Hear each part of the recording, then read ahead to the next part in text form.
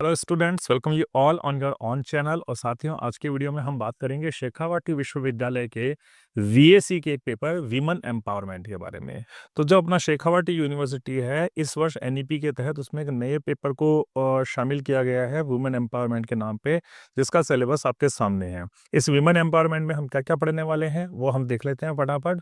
Women empowerment का जो paper है ये 4 यूनिट के अंदर डिजाइन है। पहली यूनिट है जिसके अंदर हमें बताया गया है महिलाओं की एनिशिएंट इंडिया में क्या स्थिति थी, मिडाइवल इंडिया में क्या स्थिति थी, मॉडर्न इंडिया में क्या स्थिति थी, विमेन एम्पावरमेंट का मतलब क्या होता है, डायमेंशन ऑफ विमेन एम्पावरमेंट की बात की गई है।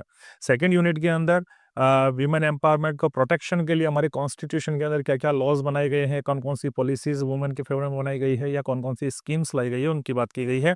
थर्ड यूनिट बेसिकली डील करती है वुमेन एम्पावरमेंट के लिए जो चैलेंजेस हमारे सामने आते हैं उनसे डील करती है, और एनजीओस और सेल्फ हेल्प ग्रुप है जो वुमेन एम्पावरमेंट को सपोर्ट करते हैं, उनकी बात की गई है। और यूनिट फोर्थ जो है वो प्रोमिनेंट लीडर्स के बारे में बात करती है कि एंशिएंट, मिडाइवल और जो मॉडर्न इंडिया है उनके अंदर ऐसी ऐसी कौन सी महिलाएं हुई है जिन्होंने अपनी एक अमिट छाप छोड़ी है। तो कह सकते हैं हम एक ज़्यादा बड़ा पेपर नहीं है, 2 घंटे का पेपर है और बेसिक्स ऑफ ह्यूमन एम्पावरमेंट से हमारा परिचय इस जो पेपर है उसके अंदर कराया गया है। ठीक है, इन सभी पॉइंट्स को इस पेपर के अंदर इंक्लूड किया गया है, एक एक पॉइंट को बड़ी बारीकी से समझाया गया है। तो आपको पूरा वीडियो देखना है, अंत तक देखना है। इस वीडियो को देखने के बाद आपको अन्य किसी मैटर को देखने की आवश्यकता नहीं है, इससे बाहर पेपर अपना नहीं आने वाला है। तो सबसे पहले शुरुआत करते हैं हमारी यूनिट 1 से। जो यूनिट 1 है वो हमारी डील करती है किससे, महिला सशक्तिकरण के इतिहास से। और इसमें हम क्या पढ़ रहे हैं, प्राचीन काल की। प्राचीन काल के अंदर महिलाओं की क्या स्थिति थी, सरासर उस पर एक नजर डाल लेते हैं। तो अगर हम प्राचीन महिलाओं की स्थिति देखेंगे तो हम प्राचीन काल उठाते हैं कहाँ से, वैदिक पीरियड से उठाते हैं। वैदिक पीरियड के अंदर जो थी महिलाओं की स्थिति काफी बेहतर थी, काफी अच्छी थी। महिलाओं के पास क्या था, राइट टू एजुकेशन था, शिक्षा का अधिकार था। उनको क्या था, धार्मिक कर्मकांड करने के, धार्मिक अनुष्ठान करने की उनको पूरी तरह से स्वतंत्रता थी। और वो इंडिपेंडेंट महिलाएं थी, किसी भी प्रकार का वो निर्णय लेने के लिए सक्षम थी।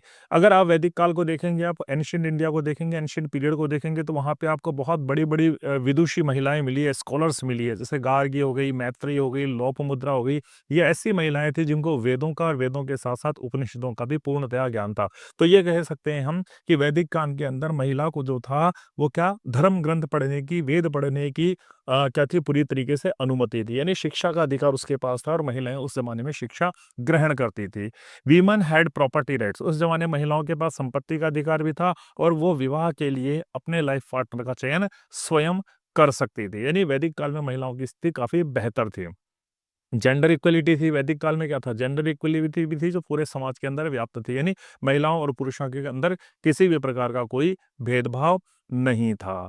और लेकिन जैसे जैसे उत्तर वैदिक पीरियड आया, यानी वैदिक पीरियड जैसे जैसे समाप्ति की ओर जाता गया, महिलाओं की स्थिति धीरे धीरे डिक्लाइन होती गई, महिलाओं की स्थिति कमजोर होती गई। और धीरे धीरे वो उस समाज से, जिस समाज का वो अभिन्न अंग हुआ करती थी, एक्सक्लूड कर दी गई। उस समाज और धार्मिक गतिविधियों से उन महिलाओं को बाहर कर दिया गया। तो क्या महिलाओं की स्थिति, आप ये कह सकते हैं कि प्राचीन काल या प्राचीन भारत के अंदर हमारी महिलाओं की स्थिति काफी सुदृढ़ थी। उनके पास शिक्षा का अधिकार था, उनके पास धार्मिक अनुष्ठान करने का अधिकार था, वो स्वतंत्र थी, वो अपना पति का चयन स्वयं कर सकती थी। स्वयंवर वगैरह आपने देखे थे, सीता जी ने स्वयंवर किया था, है ना। तो वो सब राइट्स उनके पास थे। लेकिन जैसे जैसे वैदिक काल का अंत हुआ, वैदिक काल समाप्ति की ओर गया, धीरे धीरे महिलाओं की स्थिति के अंदर परिवर्तन आता गया। अब चलते हैं एंशिएंट पीरियड के बाद आता है हमारा मिडाइवल पीरियड। लेकिन मिडाइवल पीरियड से पहले, अगर आपने अभी तक the fluent pen by Ajay sir हमारे चैनल को सब्सक्राइब नहीं किया है तो प्लीज लाइक करिए, शेयर करिए, सब्सक्राइब करिए। आपके कमेंट्स हमारे लिए बहुत मायने रखते हैं, आपका सब्सक्रिप्शन हमें मोटिवेट करता है बहुत ज़्यादा। और आपके लिए इसी तरीके के जितने भी पेपर आपको कंफ्यूज करेंगे, डाउट करेंगे, उन सभी पेपर का सॉल्यूशन यहाँ पर मिलेगा। और इस वीडियो के अंदर भी आपको क्या, along with the Hindi English language के अंदर भी आपको प्रोवाइड किया गया है। तो अगर आपके मीडियम का भी कोई चक्कर नहीं है, अब हिंदी मीडियम के, इंग्लिश मीडियम के, दोनों बच्चों के लिए ये वीडियो बड़ा इंपॉर्टेंट है। चलते हैं मध्यकाल की तरफ। जब मिडाइवल इरा आया तो महिलाओं की स्थिति क्या थी, मैंने आपको बताया, डिटीरियोरेट होने लग गई थी, गिरने लग गई थी। और बहुत सारी सोशल इविल्स, सोशल बुराइयां बहुत सारी जो थी वो धीरे धीरे उत्पन्न होने लगी। मिडाइवल काल के अंदर चाइल्ड मैरिज, बाल विवाह शुरू हो गए, सती प्रथा शुरू हो गई, जौहर का आया, और क्या आया, पर्दा प्रथा आई, जिन्होंने महिलाओं की स्वतंत्रता पर अंकुश लगा दिया। ठीक है, तो ये सारी चीज़ें हमें याद रखनी है कि मिडाइवल काल के अंदर क्या थी, सामाजिक बुराइयों ने घर कर लिया था और महिलाओं को स्वतंत्रता का हनन कर दिया था, उनकी स्वतंत्रता को रेस्ट्रिक्टेड कर लिया था। और जैसे ही मुस्लिम रूल आया, मुस्लिम आक्रांताओं ने भारत के ऊपर आक्रमण किया, तो महिला कहाँ सिमट के रह गई, केवल और केवल अपने घर के कामकाज तक सिमट करके रह गई। कुछ महिलाओं ने, हालांकि इस दौरान कुछ महिलाएं ऐसी भी थी, जिन्होंने अपनी बहुत कुशल नेतृत्व क्षमता का परिचय दिया। उनमें रानी पद्मिनी एक थी, जिन्होंने जौहर किया अपने सम्मान को बचाने के लिए, अपने इज्जत को बचाने के लिए। रानी दुर्गावती थी, चांद बीवी थी, जो अपने साम्राज्य की रक्षा के लिए लड़ पड़ी थी मुगलों से। ऐसी महिलाएं भी हुई थी। इसी काल में मीराबाई जैसी एक हमारी कह सकते हैं भक्त आई थी, जिन्होंने भक्ति मूवमेंट को बहुत चरम अवस्था पर पहुंचा दिया। और ऐसे प्यार की उन्होंने परिभाषा हमारे सामने व्यक्त करी, जो किस पे डिपेंड करता है, सेल्फ सरेंडर पे डिपेंड करता है। तो ये कुछ महिलाएं भी ऐसी थी। भले ही मध्यकाल के अंदर बहुत सारी क्या हो गई थी, बहुत सारे महिलाओं पर रेस्ट्रिक्शंस लगा दिए गए। मध्यकाल में आते आते सती प्रथा, जौहर प्रथा, पर्दा प्रथा जैसी महिलाओं के ऊपर बहुत सारी सामाजिक बुराइयों ने घर कर लिया। लेकिन उसके बावजूद भी कुछ महिलाएं ऐसी थी, रानी पद्मिनी, रानी दुर्गावती, मीराबाई, जिन्होंने अपनी एक अलग जगह बनाई इस समाज के अंदर। ठीक है, अब चलते हैं हम आधुनिक काल के अंदर। आधुनिक काल जैसे जैसे आता गया, तो एक बार फिर ये लगा कि महिलाओं की स्थिति के अंदर क्या होना चाहिए, सुधार होना चाहिए। महिलाएं समाज का एक अभिन्न अंग है, and they should be protected. उनको प्रोटेक्ट किया ना जाना चाहिए और उनको एक्सप्लॉयटेशन से फ्रीडम मिलनी चाहिए। तो 19th सेंचुरी के अंदर क्या हुआ, सोशल रिफॉर्म्स हुए, सामाजिक सुधार हुए, और महिलाओं की स्थिति में परिवर्तन लाने के कई प्रयास किए गए। राजा राम मोहन राय आए, जो बंगाल से बिलोंग करते थे। उन्होंने सती प्रथा के खिलाफ आंदोलन चलाया। ईश्वर चंद्र विद्यासागर आए, जो भी कहाँ से बिलोंग करते थे, अपने बंगाल से बिलोंग करते थे। और उन्होंने विधवा पुनर्विवाह, क्योंकि उन्होंने स्वयं अपने घर में अपनी भाभी को विधवापन देखा था और उनकी शादी करवाई थी। ठीक है, तो ईश्वर चंद्र विद्यासागर ने विधवा पुनर्विवाह को क्या करा, प्रमोट करा। उन्होंने इसको क्या करा, बढ़ावा दिया। ज्योतिबा फूले आई, सावित्रीबाई फूले आई, इन लोगों ने क्या करा, महिलाओं के लिए स्कूल खोले, महिलाओं के लिए एजुकेशन की व्यवस्था करी, शिक्षा की व्यवस्था करी। यानी आधुनिक काल में बहुत सारी ऐसी चीज़ें होने लगी थी कि महिलाओं की स्थिति में जिनसे सुधार किया जा सके। इसी 20th सेंचुरी, तो 19th सेंचुरी के बाद जब 20th सेंचुरी आई, तो 20th सेंचुरी में हमने देखा कि जब भारत क्या कर रहा था, the India was struggling against the Britishers. Bharat जब अंग्रेज सैन्य शासन के खिलाफ क्या कर रहा था, अंग्रेजों के खिलाफ जब भारत युद्ध कर रहा था, तो उसमें फ्रीडम मूवमेंट के अंदर सरोजिनी नायडू, कमला नेहरू, विजय लक्ष्मी पंडित, अरुणा आसफ अली, ये ऐसी महिलाएं थी जिन्होंने उस स्वतंत्रता आंदोलन के अंदर बढ़ चढ़ करके हिस्सा लिया। यानी स्वतंत्रता आंदोलन में भी महिलाओं की भूमिका को हम नकार नहीं सकते हैं। स्वतंत्रता आंदोलन में भी महिलाओं ने बढ़ चढ़ करके हिस्सा लिया। और जैसे ही भारत को इंडिपेंडेंस मिली, स्वतंत्रता मिली, तो इंडियन जो कॉन्स्टिट्यूशन बना, जो भारतीय संविधान आया, उस भारतीय संविधान के अंदर महिलाओं को क्या दिए गए, इक्वल राइट्स, यानी समान अधिकार दिए गए। इक्वल अपॉर्चुनिटी ऑफ एजुकेशन, है ना, शिक्षा का समान अधिकार दिया गया, शिक्षा के समान अवसर दिए गए, रोजगार के समान अवसर दिए गए, संपत्ति के समान अधिकार दिए गए, और राजनीति के समान अधिकार दिए गए। यानी महिलाओं को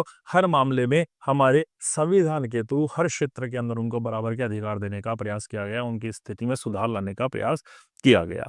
कुछ गवर्नमेंट की स्कीम भी चलाई गई ताकि महिलाओं का सशक्तिकरण हो सके, महिला सशक्त बन सके, अपने अधिकारों से वो क्या हो सके, रूबरू हो सके। बेटी बचाओ बेटी पढ़ाओ एक अभियान था, जो क्या किसके लिए चलाया गया था, एजुकेशनल अवेयरनेस के लिए चलाया गया था, शिक्षा की जागरूकता के लिए चलाया गया था। उज्ज्वला योजना आई थी, जो किसके लिए थी, एलपीजी गैस कनेक्शन महिलाओं के नाम से बांटे गए।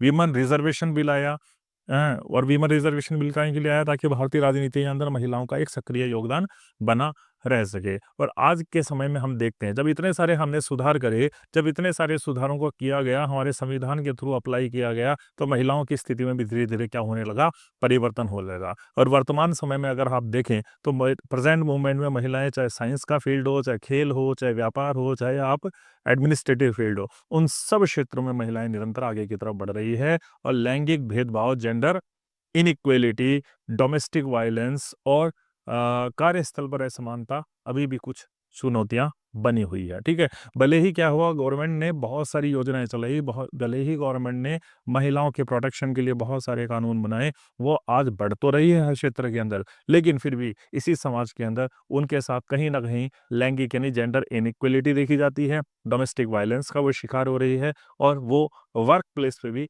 इनइक्वालिटी का शिकार हो रही है, तो ये हमारे सामने कुछ चुनौतियाँ भी बनी हुई है, ठीक है? अब अगला आता है मीनिंग ऑफ वुमेन एम्पावरमेंट, ठीक है? अगला टॉपिक जो आपको दिया गया है सिलेबस के अंदर वो है मीनिंग ऑफ वुमेन एम्पावरमेंट, बहुत इंपॉर्टेंट है और ये 100% आएगा।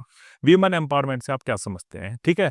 वीमेन एम्पावरमेंट से हम क्या समझते हैं, ये बड़ा इंपॉर्टेंट क्वेश्चन है हमारे लिए, तो आपको सीधा-सा याद रखना है, सामाजिक, आर्थिक और राजनीतिक रूप से महिला को मजबूत करना। तो महिलाओं को कैसे मजबूत करना? महिलाओं को अ देखो, महिलाओं को सामाजिक, आर्थिक, राजनीतिक और व्यक्तिगत रूप से मजबूत करना ताकि वो क्या कर पाए, ताकि वे अपने जीवन के बारे में स्वतंत्र रूप से निर्णय ले सकें। इससे महिलाओं को समान अवसर, शिक्षा, रोजगार, कानूनी अधिकार और सम्मान दिलाने की प्रक्रिया शामिल है। यानी महिलाओं को सामाजिक, राजनीतिक, आर्थिक और साइकोलॉजिकल यानी मानसिक रूप से मजबूत करना ताकि वो समाज में एक डिग्निटी, एक सम्मान के साथ जी सके, समान अवसर प्राप्त कर सके, समान शिक्षा प्राप्त कर सके, एम्प्लॉयमेंट प्राप्त कर सके और वो अपने लीगल राइट्स के बारे में जान सके, अपनी डिग्निटी को पहचान सके। इसके लिए महिलाओं के लिए महिलाओं को प्रोत्साहित करना, यही क्या होता है, वीमेन एम्पावरमेंट होता है, ठीक है? ये याद करना है, 100% ये क्वेश्चन आपके आएगा।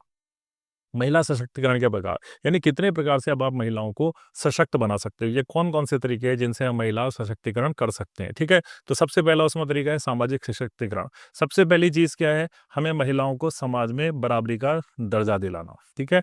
समाज में बराबरी का दर्जा दिलाना, रूढ़ियों को खत्म करना और उनके राइट्स को प्रोटेक्ट करना, ये सबसे बड़ा काम है। यानी सामाजिक रूप से महिलाओं को अगर हमें मजबूत करना है और हमें उन्हें समाज में बराबर का दर्जा देने पड़ेगा, उन रूढ़ियों को खत्म करना पड़ेगा जो महिलाओं का शोषण करती है और उन्हें समाज में बराबरी का अधिकार देना पड़ेगा और उनके अधिकारों की हमें क्या करनी पड़ेगी? रक्षा करनी पड़ेगी, ठीक है? फिर आता है महिलाओं को आर्थिक रूप से सशक्त बनाना पड़ेगा। आर्थिक रूप से सशक्त बनाने का मतलब क्या है? महिलाओं को जॉब अपॉर्च्युनिटीज़ मिलनी पड़ेगी, है ना? रोज़गार के अवसर उनको देने पड़ेंगे, इक्वल पे समान वेतन की उनकी व्यवस्था करनी पड़ेगी और आर्थिक रूप से उनको स्वतंत्र करना पड़ेगा ताकि वो क्या बन सकें? सेल्फ रिलायंट यानी आत्मनिर्भर बन सकें। तो महिलाओं को आत्मनिर्भर बनाना पड़ेगा और उसके लिए ज़रूरी क्या है? उनको जॉब के समान अवसर दिए जाएँ, रोज़गार के समान अवसर दिए जाएँ, समान वेतन उनको मिले और आर्थिक रूप से वो मजबूत हों। फिर तीसरा शैक्षिक सशक्तिकरण, ठीक है? यानी एजुकेशनल एम्पावरमेंट भी उनका करना ज़रूरी है। महिलाओं को उच्च गुणवत्ता वाली शिक्षा देना है, यानी हाई क्वालिटी एजुकेशन उनको प्रोवाइड की जानी चाहिए ताकि वो डिसीजन मेकिंग पावर ले सकें, ठीक है? यानी समाज में अगर उनको क्या दिया जाएगी, एक अच्छी शिक्षा दी जाएगी, क्वालिटेटिव एजुकेशन उनको दी जाएगी, तो they can take the right decision about their own life, वो अपने जीवन के बारे में सही निर्णय ले पाने में सक्षम बनेगी। नेक्स्ट है हमारा राजनीतिक। अब महिलाओं को राजनीतिक स्तर पे भी क्या होने की ज़रूरत है? सशक्त होने की ज़रूरत है। यानी महिलाओं को राजनीति में एक्टिव पार्टिसिपेंट होना चाहिए, चुनाव लड़ने की व्यवस्था होनी चाहिए और निर्णय लेने की शक्ति दी जानी चाहिए। यानी उनका भी क्या होना चाहिए? राजनीति के अंदर एक्टिव पार्टिसिपेशन उनका होना चाहिए, तब महिलाएँ मजबूत बनेगी। कानूनी सशक्तिकरण, और इन सब के अलावा महिला के पास क्या होना चाहिए? कानूनी रूप से भी मजबूत होना चाहिए। यानी महिलाओं को उनके लीगल राइट्स के बारे में बताना, ठीक है? महिलाओं को उनके लीगल राइट्स के बारे में बताना और उनको ये बताना कि इस समाज में न्याय उनके लिए भी बिना किसी जेंडर इनइक्वालिटी के मौजूद है। यानी न्याय के लिए उनके साथ किसी प्रकार का लैंगिक भेदभाव नहीं किया जाएगा। जैसे आम नागरिकों को न्याय मिलता है वैसे ही उनको भी न्याय मिलेगा। ये व्यवस्था करना भी महिला सशक्तिकरण की ओर एक कदम है। फिर आता है मनोवैज्ञानिक यानी साइकोलॉजिकल, मानसिक रूप से महिलाओं को मजबूत करने की बहुत आवश्यकता है। आप उन्हें मानसिक रूप से मजबूत करेंगे, तभी उनके समाज से रिलेटेड जितने भी प्रकार के फ़ियर हैं, जितने भी प्रकार के डर हैं, वो दूर होंगे और तभी वो महिला सही रूप में, सही मायने में जीवन के हर क्षेत्र में आगे की तरफ बढ़ पाएगी, ठीक है? तो ये कुछ तरीके थे कि किस तरीके से महिलाओं को सशक्त किया जाता है। नीड क्या है? ज़रूरत क्या है? ऐसी क्या ज़रूरत आन पड़ी है कि महिलाओं को सशक्त करना पड़ेगा? किस चीज़ की ज़रूरत है? ठीक है? तो अब देखते हैं कौन-कौन सी नीड्स हैं महिलाओं को एम्पावर करने के लिए। पहले है सबसे बड़ी जेंडर इनइक्वालिटी। अगर हमें जेंडर इनइक्वालिटी को खत्म करना है, ठीक है? हमें क्या करना है? लैंगिक असमानता को खत्म करना है। जैसे अशिक्षा, बाल विवाह, घरेलू हिंसा, तो इन सब के लिए क्या करना पड़ेगा, हमें महिलाओं को सशक्त बनाना ही पड़ेगा। ठीक है, तो समाज में जितने भी भेदभाव हो रहे हैं, क्योंकि महिला समाज का अभिन्न अंग है, और अगर इन भेदभावों को समाप्त करना है तो हमें क्या करना पड़ेगा, महिलाओं को सशक्त बनाना पड़ेगा। सेकंड है आर्थिक स्वतंत्रता। देखो, अब महिलाएं अब आत्मनिर्भर बने, बहुत ज़रूरी है इस समाज के लिए। देश आगे तब बढ़ेगा जब महिलाएं आत्मनिर्भर बनेगी, समाज आगे तब बढ़ेगा जब महिलाएं आत्मनिर्भर बनेगी। तो उसके लिए उनके रोजगार और समान वेतन देना आवश्यक है, जिससे वो अपने फैसले खुद ले सकें। यानी आर्थिक स्वतंत्रता, फाइनेंशियल इंडिपेंडेंस उनके लिए बहुत ज़रूरी है, इकोनॉमिक इंडिपेंडेंस उनके लिए बहुत ज़रूरी है। तो ये ज़रूरत है आज की आर्थिक स्वतंत्रता के लिए। शिक्षा और जागरूकता, ठीक है, शिक्षा और जागरूकता भी एक ज़रूरत है, जिसके लिए क्या करना पड़ेगा, हमें महिलाओं का एम्पावरमेंट करना पड़ेगा। महिलाओं को शिक्षा, किस चीज़ की शिक्षा, उनके अधिकार, उनका स्वास्थ्य, शिक्षा के बारे में जागरूक करना ज़रूरी है, ताकि वह अपने जीवन में सही निर्णय ले सके। ठीक है, तो महिलाएं शिक्षा ग्रहण करेगी तभी उनको ये मालूम पड़ेगा कि उनके पास कौन कौन से राइट्स हैं, उनके पास कौन कौन से अधिकार है, किन किन तरीकों से उनका शोषण हो सकता है, और किस तरीके से वो समाज में अपनी एक सक्रिय भूमिका निभा सकती है। इसके अलावा राजनीतिक भागीदारी, ये एंश्योर करना बहुत ज़रूरी है कि महिलाओं का पार्टिसिपेशन हमारी पॉलिटिक्स के अंदर हो। और पॉलिटिक्स में अगर महिलाओं का पार्टिसिपेशन भी होगा, तो पॉलिटिक्स एक तरफा ना सोच के, एक वर्ग विशेष के बारे में ना सोच के, केवल मेल पर्सनैलिटी के बारे में ना सोच के क्या करेगी, संपूर्ण जनता के बारे में सोचेगी, संपूर्ण लोगों के बारे में सोचेगी, जिसमें महिलाएं भी शामिल है। तो समाज में संतुलन की व्यवस्था होगी और न्यायपूर्ण यानी जस्टिस करने वाले निर्णय लिए जा सकेंगे। ठीक है, फिर है सुरक्षा और आत्मरक्षा। ठीक है, ये भी बहुत ज़रूरी है। महिलाओं की सुरक्षा के लिए उनको शिक्षित करना बहुत ज़रूरी है। सेल्फ डिफेंस की टेक्निक उनको दी जानी चाहिए, कानूनी अधिकारों को दिया जाना चाहिए, ताकि वो अपने आप को प्रोटेक्ट कर पाएँ और वो दूसरों की सुरक्षा भी कर पाएँ। तो सुरक्षा और आत्मरक्षा भी एक आवश्यकता है, जिसके लिए महिलाओं को एम्पावर करने की हमें ज़रूरत पड़ती है। फिर आता है महिला सशक्तिकरण का महत्व क्या है? क्या हो जाएगा महिला अगर सशक्त होगी तो? ठीक है? तो समाज और देश का विकास, बहुत इजी टॉपिक है, देखो बड़ी आसान भाषा में आप लोगों को बता रहा हूँ। समाज और देश का विकास होगा अगर देश को क्या करना है, विकसित होना है, देश को क्या करना है, आगे बढ़ना है, पूरे देश को प्रगति करनी है, डेवलप्ड होना है, तो महिलाओं का शिक्षित और आत्मनिर्भर होना बहुत ज़रूरी है। तो महिला सशक्तिकरण का महत्व क्या है कि महिलाएं आगे बढ़ेगी, महिला शिक्षित होगी, तो ही क्या होगा, पूरा देश आगे बढ़ेगा, समाज आगे बढ़ेगा। ठीक है, ये महिला सशक्तिकरण का महत्व है। आर्थिक वृद्धि।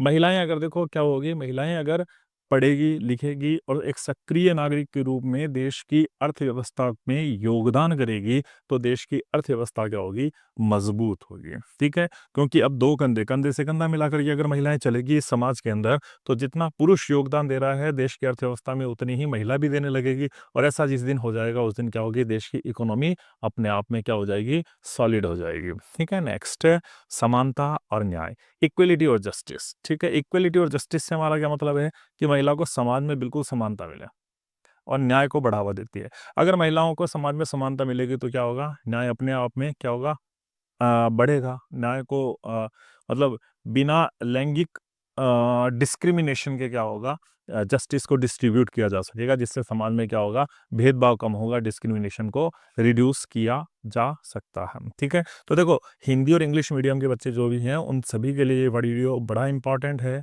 बहुत मेहनत लगती है इस मटेरियल को कलेक्ट करने के लिए, फिर उसको कंसाइज करने के लिए और आप तक पहुंचाने के लिए कई दिनों की मेहनत लगती है एक वीडियो को बनाने के लिए। तो प्लीज़ सब्सक्राइब ज़रूर करिएगा।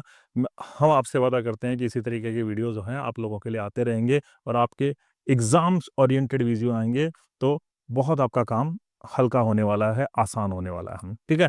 नेक्स्ट हम बात करते हैं अगली पीढ़ी का उत्थान। ठीक है? महिला क्या होती है? महिला के तो क्या होती है? महिला के बारे में ये कहा जाता है कि she is the first teacher of her child. अपने बच्चे की वह पहली शिक्षिका होती है। तो महिला अगर शिक्षित होगी, महिला अगर एम्पावर होगी, तो वो अपने बच्चों को अच्छे संस्कार देगी और अच्छी शिक्षा देगी, जिससे देश की आने वाली पीढ़ियाँ क्या होगी, वो संस्कारवान बनेगी और शिक्षित बनेगी, और देश को सुदृढ़ करने में, देश को मजबूत करने में भी योगदान देगी। महिलाओं के अधिकारों की रक्षा, और महिलाओं के अधिकारों की रक्षा करना भी बहुत ज़रूरी है। ठीक है? सशक्तिकरण से क्या होगा, सशक्तिकरण से महिलाएँ अपने अधिकारों के लिए आवाज़ उठा सकती है। किसी भी अन्याय का वो सामना कर सकती है। तो ये क्या थे, महिला सशक्तिकरण के कुछ महत्व थे कि किस तरीके से महिलाओं को अगर सशक्त किया जाएगा तो उनसे क्या-क्या फ़ायदे हमारे समाज को मिलेंगे या महिलाओं को मिलेंगे। अब आता है महिला सशक्तिकरण के विभिन्न आयाम। किन-किन चीज़ों से, किन-किन माध्यमों से महिला सशक्तिकरण किया जा सकता है। देखो तो सिर्फ यहाँ पे टर्मिनोलॉजी थोड़ी-सी चेंज है। चीज़ें वही है सारी की सारी आपसे डिस्कस कर चुका हूँ मैं कि सामाजिक सशक्तिकरण, महिलाओं को क्या करना पड़ेगा, सामाजिक सशक्ति बनाना पड़ेगा, समाज में इनइक्वालिटी को डिस्क्रिमिनेट दूर करना पड़ेगा, अभी समझाया था मैंने आपको। आर्थिक सशक्तिकरण, शैक्षिक सशक्तिकरण, राजनीतिक सशक्तिकरण, कानूनी सशक्तिकरण और मनोवैज्ञानिक सशक्तिकरण। तो ये सारी चीज़ें जिस दिन हो जाएगी, वो ये सारे के सारे क्या हैं महिला सशक्तिकरण के आयाम है कि किन-किन क्षेत्रों में महिलाओं को क्या देने की ज़रूरत है, स्वतंत्रता देने की ज़रूरत है, किन महिलाओं में किन-किन क्षेत्रों में महिलाओं को एम्पावर करने की ज़रूरत है। ठीक है, ये पहले अपन डिस्कस कर चुके हैं, वो सेम चीज़ें हैं, लेकिन एक अलग से टॉपिक आपको दिया गया था, इसलिए मैंने आपको बता दिया है। इन चीज़ों को आपको लेकर के चलना है। ठीक है, अब देखो, महिलाएँ जो है केवल एक पहलू तक सीमित नहीं है। ब राजनीतिक, आर्थिक, शैक्षिक, राजनीतिक, कानूनी और मनोवैज्ञानिक रूप से महिलाओं को मजबूत बनाने का समग्र प्रयास ही क्या कहलाता है आपका वीमेन एम्पावरमेंट कहलाता है। और जब सभी स्तर पे काम किया जाएगा तभी सही मायनों में महिलाएं पूर्ण रूप से क्या हो पाएगी, मजबूत बन पाएगी, सशक्त बन पाएगी। ठीक है, तो बहुत इंपॉर्टेंट ये पहली यूनिट थी, पहली यूनिट यहाँ पे आपकी खत्म होती है। बहुत इंपॉर्टेंट ये पहली यूनिट थी। सब्सक्राइब करें इस चैनल को। इससे पहले भी 2 वीडियो मैंने एईसी और एसईसी के बनाए थे और उन वीडियो से बाहर कुछ भी नहीं आया। ठीक है, वो वीडियो अपने पड़े हैं, उन वीडियो से बाहर कुछ भी नहीं आया है। तो ये वीडियो भी आपका जो 1 सवा घंटे का रहने वाला है, मैं आपसे डेफ़िनेटली वादा करता हूँ इससे बाहर कुछ भी नहीं आने वाला। बस आपको ध्यान से इन चीज़ों को देखना है, पढ़ना है। 2 से 3 बार अगर आपने वीडियो देख लिया तो आपका काम हो जाना है। ठीक है? अब चलते हैं यूनिट सेकंड में। यूनिट सेकंड हमारी बात किसकी करती है? Constitutional provisions for women. महिलाओं के लिए संविधान में किस-किस प्रकार के या क्या-क्या प्रावधान किए गए हैं। ठीक है? तो सबसे पहले हमारे जब संविधान बना, जब भारत भारत आज़ाद हुआ 1947 में, तो उसके बाद जब कॉन्स्टिट्यूशन का निर्माण हुआ तो कॉन्स्टिट्यूशन में महिलाओं की स्थिति को देखते हुए क्या किया गया, कुछ विशेष प्रबंध किए गए, जिससे महिलाओं को सोशल, इकोनॉमिकल और पॉलिटिकल लेवल पे, ठीक है? जिससे महिलाओं को क्या मिल पाया? जिससे महिलाओं को सोशल, इकोनॉमिकल और पॉलिटिकल लेवल पे कुछ राइट्स मिल पाएँ, कुछ अधिकार मिल पाएँ और वो इन स्तरों पे क्या हो पाए? मजबूत हो पाए। उसके लिए प्रोविजंस क्या किए गए? सबसे पहले हमारा आता है मौलिक अधिकार यानी फंडामेंटल राइट्स। महिलाओं को कुछ फंडामेंटल राइट्स दिए गए। तो आपको 3 फंडामेंटल राइट रखने हैं, आर्टिकल 14, आर्टिकल 15 और आर्टिकल 16, ठीक है? मौलिक अधिकार महिलाओं को 3 दिए गए हैं, 14, 15, 16, 3 आर्टिकल में बात की गई है। 14 आर्टिकल क्या कहता है? 14 आर्टिकल आपको ये कहता है कि equality before the law and right against the discrimination for women. महिलाओं कानून के समक्ष सभी समान होंगे। ओके, कानून के समक्ष कोई विभेद नहीं किया जाएगा कि ये महिला है, ये पुरुष है, और महिलाओं के साथ भेदभाव न करने का अधिकार इसके अंदर दिया गया है आर्टिकल 14 के अंदर। आर्टिकल 15 क्या कहता है? आर्टिकल 15 ये व्यवस्था करता है कि भैया स्टेट जो है, राज्य जो है, स्पेशल प्रोविजन फॉर वुमेन, महिलाओं के लिए कुछ विशेषाधिकार या विशेष प्रावधान बना सकती है, जैसे मैटरनिटी बेनिफिट, ठीक है, मातृत्व अवकाश जो मिलता है, डोमेस्टिक वायलेंस एक्ट, घरेलू हिंसा के खिलाफ, रिजर्वेशन आरक्षण के खिलाफ आप क्या कर सकते हो? कुछ प्रावधान बना सकते हो। देश में कुछ प्रावधान बनाए जा सकते हैं महिलाओं की स्थिति देखने के लिए। कुछ विशेष उपबंधों का ये क्या करता है? समर्थन करता है आर्टिकल 15। और आर्टिकल 16 क्या करता है? सरकारी नौकरियों में महिलाओं को समान अवसर की बात करता है। ठीक है? तो ये फंडामेंटल राइट्स हैं जो अनुच्छेद 14, अनुच्छेद 15 और अनुच्छेद 16 के अंदर दिए गए हैं। आपको ये ध्यान रखना है। अनुच्छेद 14 में वो क्या करेगा? लीगल इक्वलिटी यानी कानून के समक्ष सभी समान हैं। अनुच्छेद 15 में वो बात करेगा महिलाओं के लिए कुछ विशेष उपबंध किए गए हैं, और अनुच्छेद 16 के अंदर वो बात करेगा कि सरकारी नौकरियों में महिलाओं को समान अवसर प्रदान करना। अब आता है डायरेक्टिव प्रिंसिपल्स के अंदर, यानी नीति निर्देशक तत्व जो हैं हमारे, उनके अंदर भी क्या किया गया है? महिलाओं की जो एम्पावरमेंट है उसको लेकर के बात की गई है, कुछ कानून बनाए गए हैं। अनुच्छेद 39, ठीक है, 39, आर्टिकल 39 ये कहता है कि महिलाओं और पुरुषों के लिए समान वेतन की व्यवस्था करना, लाइवलीहुड के लिए अपॉर्चुनिटीज यानी इक्वल पे, समान वेतन मिले और जीवन यापन करने के लिए समान संसाधन मिले, यानी जितना पुरुष को वेतन मिलता है काम करने पर एक संस्था के अंदर, उतना ही वेतन किसको मिले? महिलाओं को भी मिले।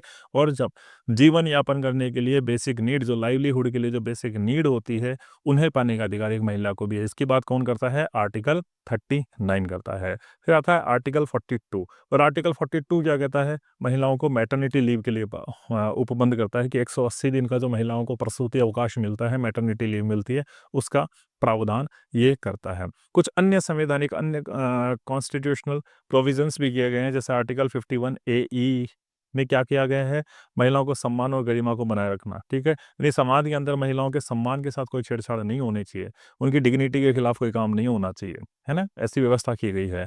243D और 243T, ये क्या कहते हैं भैया, लोकल सेल्फ गवर्नमेंट जो है आपकी, जो म्यूनसिपलिटीज़ है, जो लोकल पंचायत है, उसके अंदर महिलाओं को 33% आरक्षण का प्रावधान करती है ना, ये याद रखना।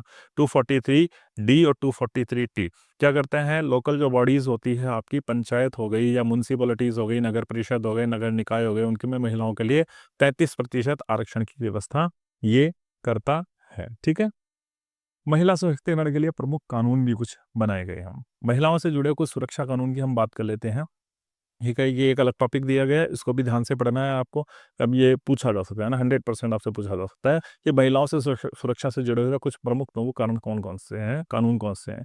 पहला आया दहेज निषेध अधिनियम, ठीक है, यानी डॉरी प्रोहिबिशन एक्ट, जो कब बना था, 1961 में। इसमें डॉरी को क्या माना गया, दहेज को क्या माना गया है, क्रिमिनल ऑफेंस माना गया है, कानूनी अपराध माना गया है इसको, है ना, अपराध माना गया है इसको। दूसरा एक आया महिलाओं की सुरक्षा को जोड़ने के लिए गृह हिंसा अधिनियम 2005, protection of women from the domestic violence act 2005। इसमें क्या था, डोमेस्टिक वायलेंस के खिलाफ महिलाओं को सुरक्षित प्रोटेक्ट करने के लिए इसमें क्या बनाए गए, कुछ कानून बनाए गए। फिर आया महिला उत्पीड़न अधिनियम 2013, sexual harassment of women at the work place, यानी कहीं जगह अगर महिला काम कर रही है तो उसकी डिग्निटी बनी रहे, उसके सम्मान के साथ छेड़छाड़ नहीं हो, उसका शोषण नहीं हो, इसको प्रोटेक्ट करने के लिए sexual harassment of the woman at work place act आया था 2013 के अंदर, उसकी व्यवस्था की गई है, ठीक है। तो ये लॉज फॉर वुमेन सेफ्टी है जो मैं आपको बता रहा हूँ।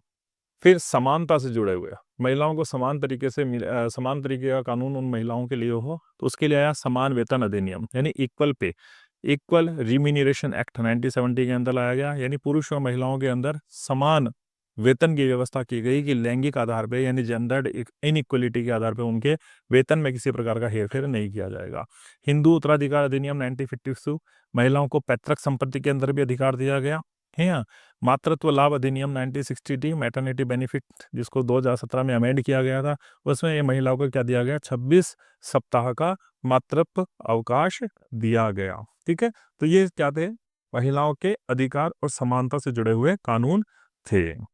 अब चलते हैं आगे। इसके अलावा कुछ और भी इम्पोर्टेंट लॉज बनाए गए थे महिलाओं को सही अधिकार दिलाने के लिए, बराबर के अधिकार दिलाने के लिए, महिलाओं के शोषण को कम करने के लिए। तो उन्हीं में हमारा आता है बाल विवाह निषेध अधिनियम 2006, prohibition of the child marriage act 2006। 18 साल से कम उम्र के लड़कियों को विवाह को अवैध घोषित कर दिया गया था, ठीक है। 18 साल से नीचे की अगर कोई लड़की है तो उसका विवाह नहीं किया जा सकता है। बेटी बचाओ बेटी पढ़ाओ योजना आई, ये किस लिए आई थी, कि महिलाओं को या गर्ल चाइल्ड को प्रोटेक्ट करने के लिए। आपको पता ही है कि गर्ल चाइल्ड को किस तरीके से जो था होते ही मार दिया जाता था, क्योंकि अनवांटेड समझा जाता था। महिलाओं की शिक्षा की व्यवस्था की गई और महिलाओं को सुरक्षा को बढ़ाया गया बेटी बचाओ बेटी पढ़ाओ के माध्यम से। फिर एक निर्भया फंड आया, निर्भया फंड आया महिलाओं की सुरक्षा के लिए विशेष वित्तीय सहायता, ठीक है, यानी स्पेशल फाइनेंशियल एड स्कीम आई थी वीमेन सेफ्टी के लिए। आपने देखा जगह जगह कि निर्भया कमांड सेंटर बने हुए हैं जो महिला प्रोटेक्शन के लिए 24 आवर्स शुरू हैं।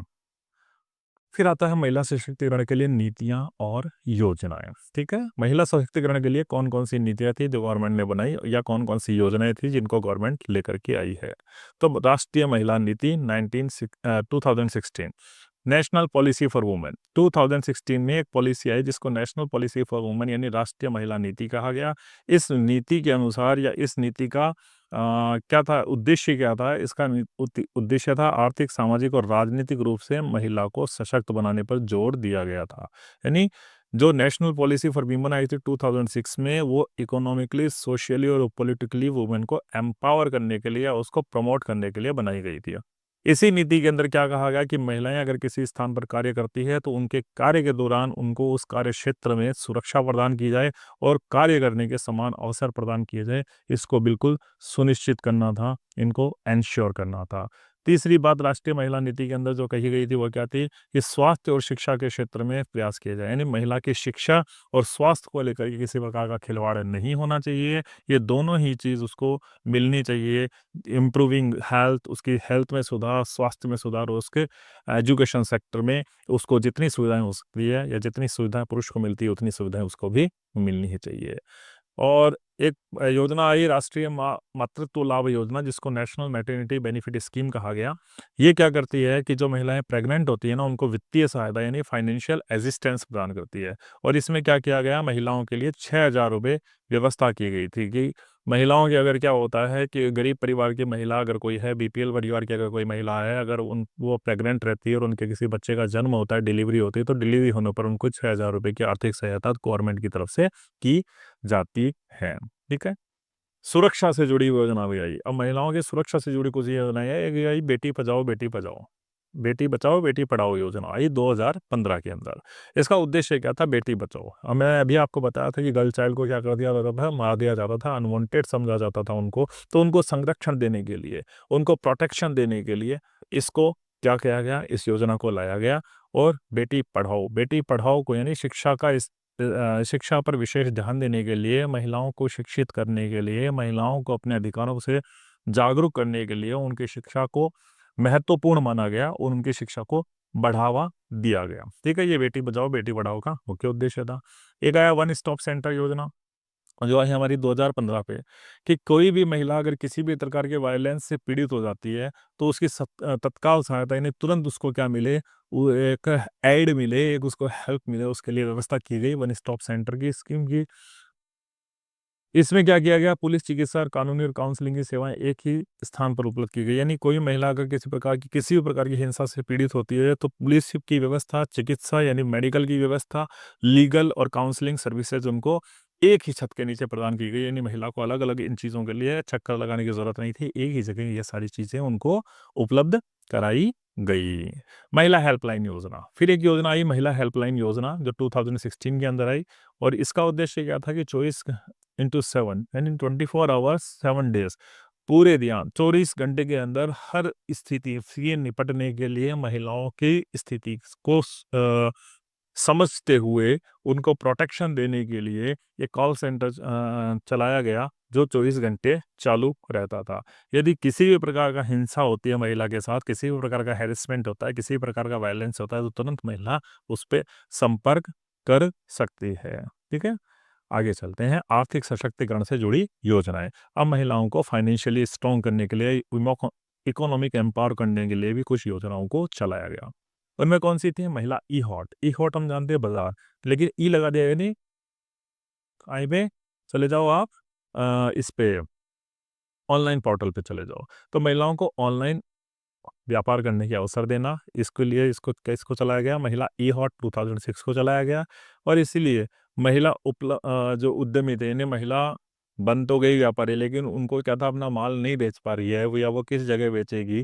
तो इन सब के सॉल्यूशन करने के लिए क्या चलाया गया, महिला ई हॉट चलाया गया, जहाँ पर महिलाओं को एक बाजार दिया गया, एक प्लेटफॉर्म दिया गया, जहाँ पे वो अपने सामान को ऑनलाइन बेच सकती थी। स्टैंड अप इंडिया योजना, एक स्टैंड अप इंडिया योजना भी आई थी 2016 के अंदर।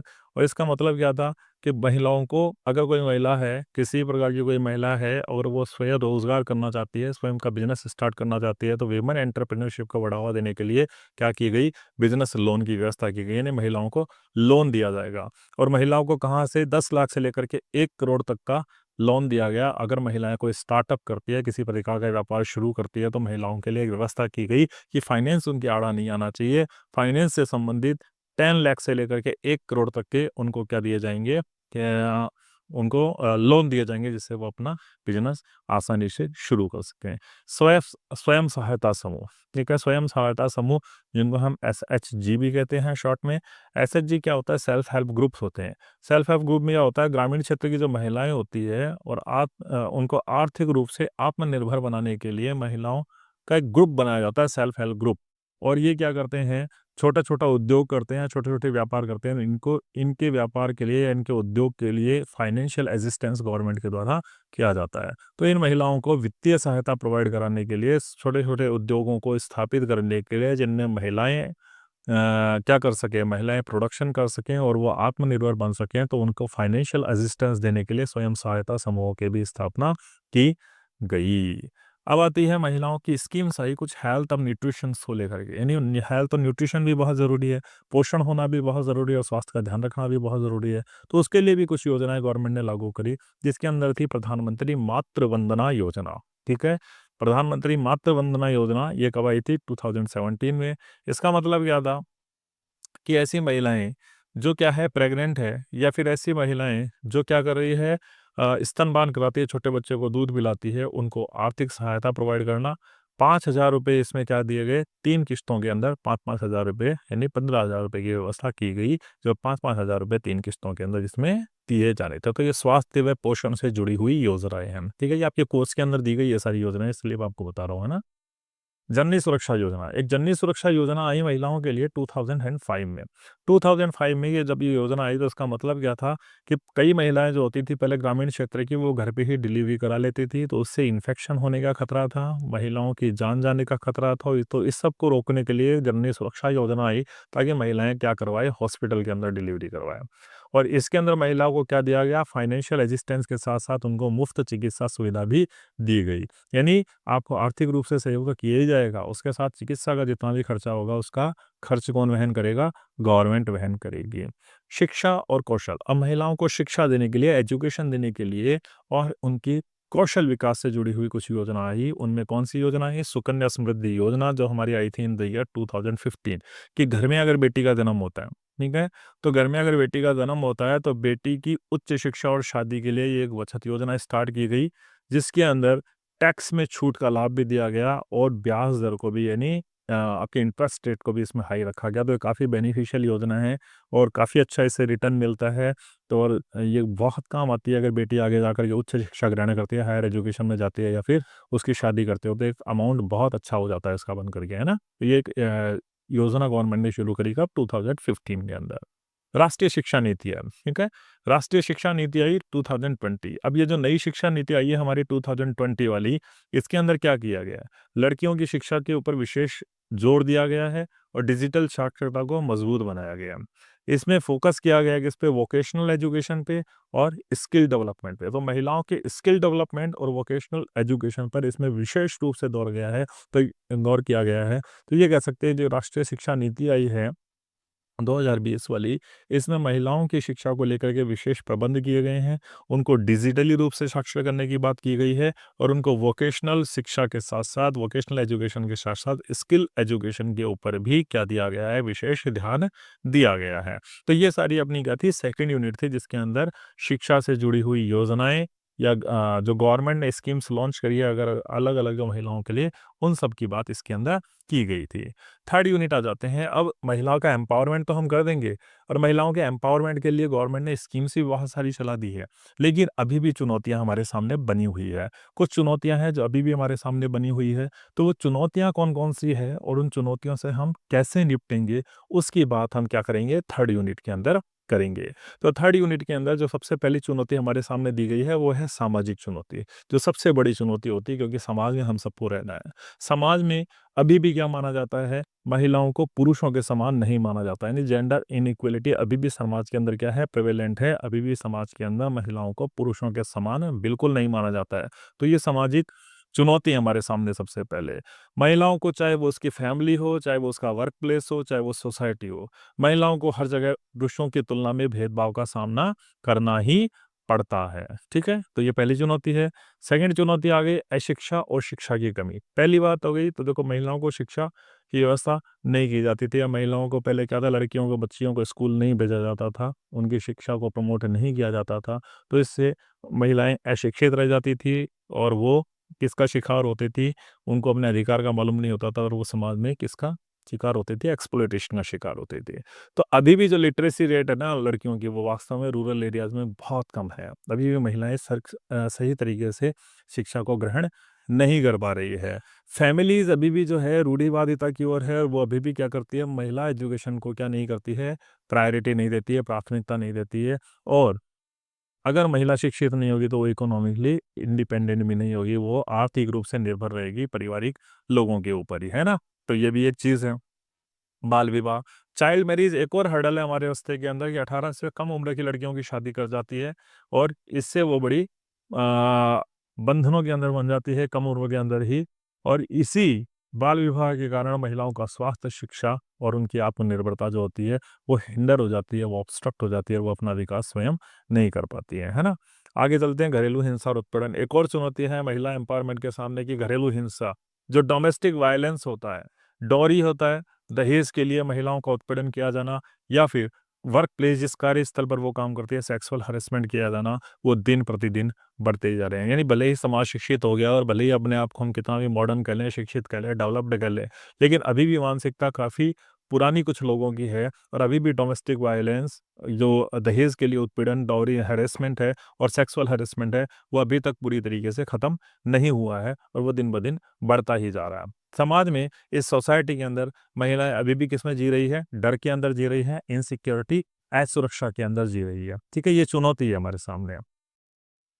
फिर आती है आर्थिक चुनौतियाँ, ठीक है, वो तो थी सामाजिक चुनौतियाँ। अब आता है आर्थिक रूप से भी कुछ चुनौतियाँ हैं जो महिलाओं के सामने है, या महिला एम्पावरमेंट को क्या करती है? ऑब्स्ट्रक्ट करती है। तो आर्थिक स्वतंत्रता की कमी, महिलाएं क्या है? इकोनॉमिकली फ्रीडम नहीं है, फाइनेंशियली डिपेंडेंट नहीं है। महिलाओं को वित्तीय निर्णय का लेने का अधिकार, यानी समाज के अंदर महिलाओं को फाइनेंस से रिलेटेड, पैसे से रिलेटेड, जमीन जायदाद से रिलेटेड देने का अधिकार बिल्कुल भी नहीं है ना, महिलाओं को दिया ही नहीं जाता। इस मामले में महिलाओं को हमेशा पीछे कर दिया जाता है। महिलाओं को रोजगार के समान अवसर नहीं मिलते हैं, ठीक है। अभी भी काफ़ी ऐसी चीज़ें हैं, या काफ़ी ऐसी वैकेंसीज जो केवल सिर्फ पुरुषों के लिए होती है, जहाँ पर महिलाओं को एंट्री नहीं दी जाती है। तो ये कुछ आर्थिक चुनौती हमारे सामने है। वेतन असमानता, महिला अगर काम भी कर रही है, महिला पढ़ लिख गई है और वो काम पर भी जा रही है, तो उसको उतना वेतन नहीं दिया जा रहा है जितना पुरुष को दिया जा रहा है ना, ये भी एक चुनौती है। और ये ना केवल प्राइवेट क्षेत्र में, गवर्नमेंट सेक्टर में भी आप क्या देखते हो, इसी प्रकार की चीज़ों को देख सकते हो। तो ये आर्थिक चुनौतियाँ भी हमारे सामने हैं। महिला उद्यमिता में बातें हैं, यानी महिला कोई एंटरप्रेन्योरशिप बनना चाहती है, कोई नया काम करना चाहती है, तो उसको जो आवश्यक वित्तीय सहायता है ना, वो एक्चुअली में मिल ही नहीं पा रही है। उस तक ज़रूरतमंद महिला तक वो सुरक्षा की, वो वित्तीय सहायता उस तक पहुँच ही नहीं पा रही है। और इतनी ज़्यादा महिलाओं के पास फैमिली रिस्पॉन्सिबिलिटीज़ है कि वो अपने करियर पर पूरी तरीके से बेचारी ध्यान ही नहीं दे पाती है। तो ये कुछ आर्थिक चुनौतियाँ थी। सामाजिक चुनौतियाँ देखा, आर्थिक चुनौतियाँ देखा, अब हम देखते हैं राजनीतिक चुनौती, कि महिला उत्थान में या महिला एम्पावरमेंट में कुछ राजनीतिक चुनौतियाँ भी है। और राजनीतिक चुनौतियाँ क्या है? कि पंचायत और संसद में महिलाओं की भागीदारी अभी तक सीमित है। ये ना, राजनीतिक रूप में उनको एक्टिव पार्टिसिपेंट बनने ही नहीं दिया जा रहा है, उनकी संख्या अभी भी बहुत कम है। अगर हम सांसद देखें, मेंबर ऑफ पार्लियामेंट, एमपीज़ और एमएलए देखें, तो in comparison to the male, है ना, पुरुषों की तुलना में महिलाओं की संख्या बहुत कम है। महिलाओं को राजनीतिक निर्णय लेने के अवसर नहीं दिए जाते हैं, या बहुत कम मिलते हैं, है ना। कानूनी जागरूकता की कमी है, महिलाओं को अभी तक अपने अधिकारों का पता नहीं है, कानूनों का पता नहीं है, उनको पूरी तरीके से अपने लीगल राइट्स के बारे में नॉलेज नहीं है। तो ये भी एक राजनीतिक कमी है, और इसी का फ़ायदा उठाकर वो समाज में, परिवार में, राजनीतिक स्तर पे, आर्थिक स्तर पे उनको हर फील्ड के अंदर क्या झेलना पड़ता है? अन्याय का सामना करना पड़ता है। सांस्कृतिक और पारंपरिक बाधाएँ। कुछ चुनौतियाँ हमारे पास सांस्कृतिक और पारंपरिक भी, पितृसत्तात्मक सोच, हमारा समाज कैसा है? ये पितृसत्तात्मक है, और अभी भी पुरुषों को महिलाओं से श्रेष्ठ माना जाता है, और महिलाओं को केवल घर की चारदीवारी के अंदर कैद करके ये संस्कृति, ये परंपराएँ हमारी रखना चाहती है, क्योंकि महिलाओं को वो क्या समझती है? घरेलू कामकाज करने वाली केवल और केवल वस्तु समझते हैं, कि घर के बाहर की महिला की, जो घर है या महिला की जो स्थिति है, वो कहाँ है? घर की चारदीवारी के अंदर ही उसका स्थान है, ऐसा मानते हैं। तो ये पारंपरिक बाधाएँ या सांस्कृतिक बाधाएँ हमारे सामने हैं। धार्मिक और सामाजिक प्रतिबंध, देखो बहुत सारे धार्मिक अनुष्ठान ऐसे हैं, या बहुत सारे धार्मिक कर्मकांड ऐसे हैं जिनको महिलाएँ परफ़ॉर्म नहीं कर सकती हैं। सामाजिक परंपराएँ ऐसे हैं जो महिलाओं के अहित के लिए बनी हुई है। तो वो महिलाओं की क्या करती है? फ्रीडम पर कहीं न कहीं वो क्या करती है? रेस्ट्रिक्शंस लगाती है। महिलाओं को अगर इस तरीके के धार्मिक और सामाजिक प्रतिबंध यदि महिलाओं पर लगेंगे, तो महिला की शिक्षा, रोजगार पर प्रभाव पड़ेगा, और वो आत्मनिर्भर कभी भी नहीं बन पाएंगी। ठीक है, तो ये सांस्कृतिक क्या थे? आपकी कुछ बाधाएं थी, जो महिला एम्पावरमेंट के मार्ग में क्या है, आपकी एक बाधा है, एक अड़चन पैदा करती है, और वुमेन एम्पावरमेंट को ये बढ़ावा नहीं देती है। तो इनको कैसे सुलटा सकते हैं, कैसे समझा सकते हैं, या कैसे इसका समाधान कर सकते हैं, इसको बहुत ध्यान रखना है ना। बाधाएँ आपसे 100% पूछी जाएगी कि महिला उत्थान के अंदर कौन-कौन सी बाधाएँ हैं, उसका समाधान क्या है? शिक्षा को बढ़ाना, शिक्षा बढ़ेगी तो महिला अधिकार जानेगी, अधिकार जानेगी तो कानूनों से परिचय होगा, कानूनों से परिचय होगा तो वो अपनी आवाज़ बुलंद कर पाएगी, और अपनी आवाज़ बुलंद करवाएगी तो वो एम्पावर होगी। तो एजुकेशन को प्रमोट करना। कानूनी सुधार, सख्त कानूनों का, यानी कानून बना तो दिए आपने, लेकिन कानून बनाने के बावजूद भी अगर उसका इम्प्लीमेंटेशन आप सही तरीके से नहीं करोगे, तो महिलाओं को उनके हिस्से का अधिकार बिल्कुल भी नहीं मिल पाएगा। तो इसलिए क्या करना है आपको? न केवल कानून बनाना है, बल्कि कानून बनाने के बाद में उसका क्रियान्वयन, उसको सख्ती से इम्प्लीमेंट भी करना। महिलाओं को क्या करना है, इकोनॉमिकली फ्रीडम को एनकरेज करना है।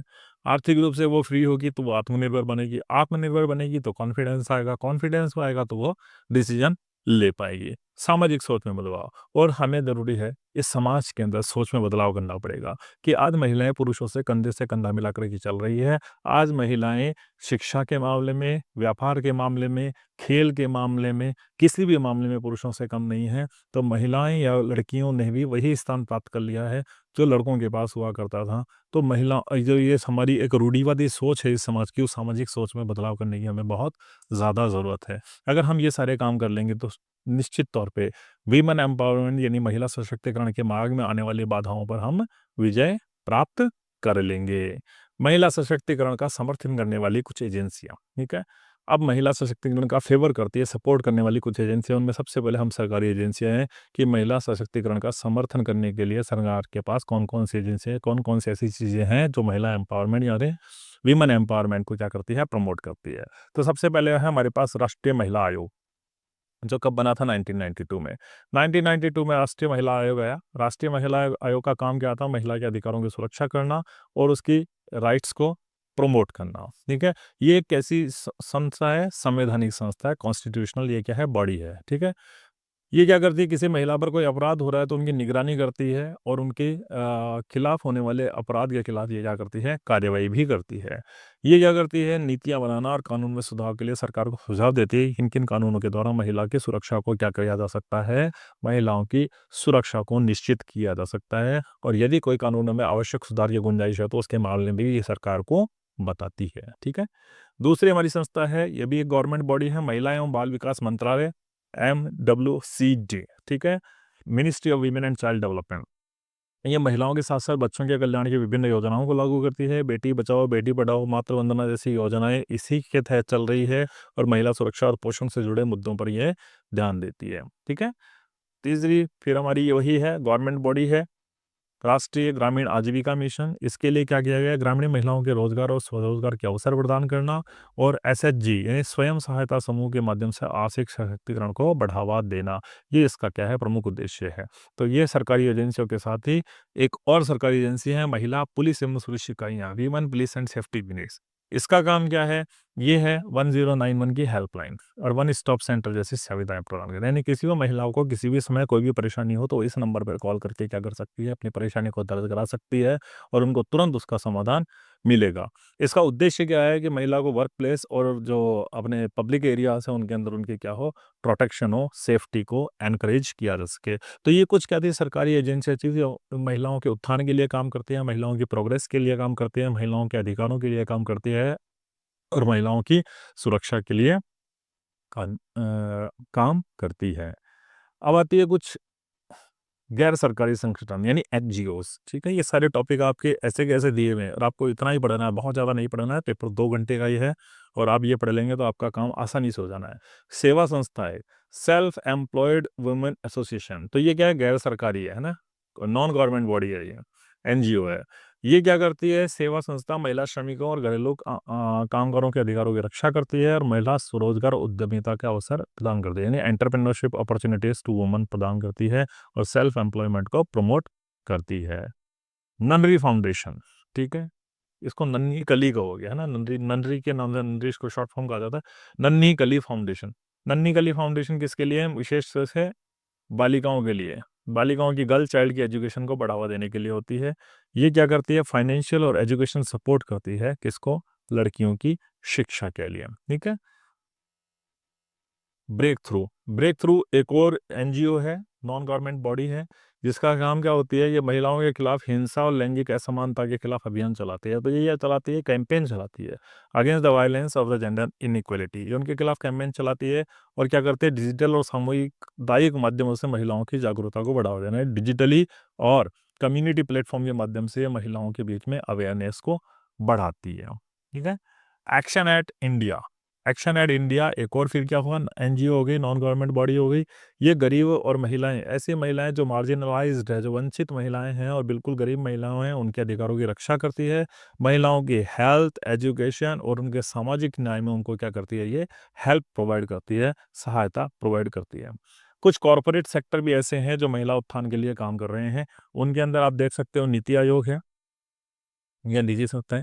नीति आयोग है, महिला उद्यमियों के लिए अवसर और वित्तीय सहायता को ये प्रदान करती है। ठीक है, opportunity and the financial support for the women entrepreneurship, महिलाओं के स्टार्टअप और ग्रोथ के लिए ये क्या करती है, सहायता करती है। टाटा ट्रस्ट एक निजी संस्था है, ये क्या करती है, वुमेन एजुकेशन, हेल्थ और उनकी आजीविका यानी लाइवलीहुड के लिए काम करती है। महिलाओं को फाइनेंशियल और टेक्निकल सपोर्ट देती है, और खासकर ये कैसी महिलाओं को जो ग्रामीण क्षेत्रों से बिलोंग करती है।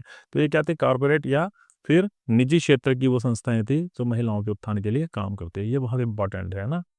अब आता है एसएचजी यानी सेल्फ हेल्प ग्रुप, स्वयं सहायता समूह, और पीआरआई यानी पंचायती राज के सहयोग से महिलाओं का सशक्तिकरण। ठीक है, पंचायती राज यानी लोकल बॉडीज हो गई। आप जब भैया मान लो लोकल बॉडीज पे आ जाओ, आप निम्न स्तर पे आ जाओ, बिल्कुल अपने आसपास के क्षेत्र के ऊपर आ जाओ, यहाँ पे महिलाओं की सुरक्षा के लिए कैसे अधिकार लागू किए जाएंगे।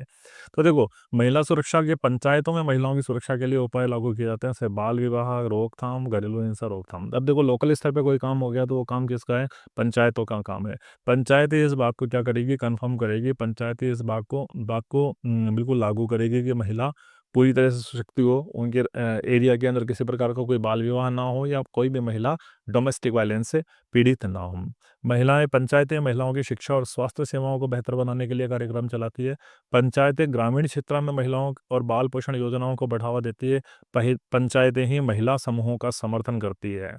ठीक है, और उनको क्या करती है, वित्तीय और प्रशासनिक सहायता प्रोवाइड कराती है ना। तो एसएचजी को सपोर्ट करती है, वीमेन ग्रुप को सपोर्ट करती है, उनको फाइनेंशियल और एडमिनिस्ट्रेटिव हेल्प जो है वो पंचायतें प्रोवाइड कराती है। ठीक है, अब ये आएगा आपका कि पंचायतों के माध्यम से किस तरीके से महिलाओं का सशक्तिकरण हो सकता है। ठीक है, तो नीतिगत समन्वय, एसएचजी और पीआरआई मिलकर महिलाओं की बेहतरी के लिए योजनाएं कर सकते हैं। ठीक है, तो एसएचजी यानी सेल्फ हेल्प ग्रुप और पंचायती राज, अगर ये दोनों महिलाओं के लिए काम कर रहे हैं तो ये दोनों मिलकर के महिलाओं की बेहतरी के लिए काम कर सकते हैं और उनकी योजनाओं को लागू कर सकते हैं। ये दोनों ही सामाजिक जागरूकता अभियान चला सकते हैं और महिलाओं के अधिकारों, स्वास्थ्य और सुरक्षा को एंश्योर कर सकते हैं। वित्तीय सहयोग, पंचायतें और सेल्फ हेल्प ग्रुप को वित्तीय सहायता देकर उनके कार्यों को प्रभावी बना सकती है। यानी पंचायतें रिकमेंड करें कि इन एसएचजीएस को, इन सेल्फ हेल्प ग्रुप्स को फाइनेंस अगर सपोर्ट मिल जाता है तो ये क्या कर सकती हैं, आगे बढ़ सकती हैं। तो ये काम पंचायतें कर सकती है, और पंचायतें ही क्या कर सकती है, महिलाओं को भागीदारी देकर पंचायती चुनाव में उनको प्रशासनिक नेतृत्व के मामले में भी आगे बढ़ा सकती है। ठीक है, ये पंचायतें कर सकती है। तो ये सेकंड यूनिट थी आपकी, जो आपकी बेसिकली डील करती है एसएचजी यानी सेल्फ हेल्प ग्रुप और पीआरआई से, कि किस तरीके से सेल्फ हेल्प ग्रुप और पीआरआई जो हैं वो महिला सशक्तिकरण के मार्ग में एक बहुत बड़ा काम कर सकते हैं और महिलाओं को लोकल स्तर पे भी सशक्त बना सकते हैं। यूनिट फोर्थ आपकी जो है इस पेपर की, वो बेसिकली डील करती है किसके साथ में, द पावरफुल लीडरशिप्स या पावरफुल लीडर्स या powerful women leaders of India. ठीक है, इनमें सबसे पहले अहिल्याबाई होलकर दिया हुआ है मैं। ठीक है, ऐसे आपके 7-8 जो है इंडियन लीडर्स दिए गए हैं, जो एंशियंट इंडिया से भी हैं, मिडाइवल इंडिया से भी हैं और मॉडर्न इंडिया से भी हैं। तो डेफिनेटली इनमें से एक बड़ा क्वेश्चन तो आपका आने ही वाला है, तो इनके बारे में आपको थोड़ा सा पढ़ना है। अहिल्याबाई होलकर सबसे पहले दी हुई है, और ये बड़ी इंपॉर्टेंट है आपके एग्जामिनेशन पॉइंट ऑफ व्यू से। अहिल्याबाई होलकर के बारे में याद रखना है। पावरफुल लीडर थी, कौन थी अहिल्याबाई होलकर, तो अहिल्याबाई होलकर का जन्म हुआ था 31 मई 1725 को अहमदनगर, महाराष्ट्र के अंदर। कहाँ से बिलोंग करती थी, एक सिंपल फैमिली से थी, एक साधारण फैमिली से थी। मानकोजी शिंदे इनके पिता का नाम था, माँ का नाम था इनका सुशीलाबाई, पति का नाम था इनका खांडेराव होलकर, जो इंदौर के शासक मल्हार होलकर के पुत्र थे, सन ऑफ मल्हार राव, जो बड़े फेमस थे अपने ज़माने के अंदर। मल्हार राव जो क्या हुआ करते थे, वो वहाँ के शासक हुआ करते थे इंदौर के, और इन मल्हार राव के पुत्र खांडेराव होलकर की ये पत्नी हुआ करती थी। ठीक है, ससुर, इनके ससुर जो थे मल्हारराव होलकर, वो एक मराठा सेनापति थे, ग्रेट मराठा जनरल ये हुआ करते थे, है ना। तो ये महाराष्ट्र से बिलोंग करती है, अहमदनगर ज़िले के अंदर इनका जन्म हुआ 1725 में, और इनके जो ससुर थे तो वो एक ग्रेट मराठा जनरल हुआ करते थे। कब, 18th सेंचुरी के अंदर। अब कुछ ऐसी स्थिति हुई कि इनके पति की मृत्यु हुई, his husband death and her father in law, उसके ससुर जी की भी मौत हो गई और पति की भी मौत हो गई। तो क्या हुआ 1757 के अंदर अब साम्राज्य की कमान किसको संभालना पड़ी? अहिल्याबाई होलकर को संभालनी पड़ी। अब देखो उस जमाने के अंदर महिला शासन को चलाया ये गवारा नहीं होता था लोगों को, तो इन्हें कई कठिनाइयों का सामना पड़ा, लेकिन उसके बावजूद भी इन्होंने उस गद्दी को संभाला और मालवा के सिंहासन पर बैठी और मालवा के जो राज्य था उसको एक नई ऊंचाइयों पर पहुंचाया। 1777 में इंदौर को इन्होंने क्या बनाया? अपनी राजधानी घोषित करा। अपने व्यापार को इन्होंने बढ़ाया, अपने सैन्य दस्ते को मजबूत किया और महिला सशक्तिकरण के लिए इन्होंने बढ़ चढ़ करके काम किया था। ठीक है। अब इनकी आगे बात करें तो ये एक महान ग्रेट वॉरियर थी, एक बहुत कुशल शासिका हुआ करती थी और एक सोशल रिफॉर्मर भी हुआ करती थी। इन्होंने क्या करा? मालवा किंगडम की जब बागडोर संभाली तो इन्होंने अपनी जस्टिस गवर्नमेंट से यानी न्यायप्रिय शासन और अपने धर्म के प्रति निष्ठा से अपने राज्य को क्या बनाया? समृद्ध बनाया।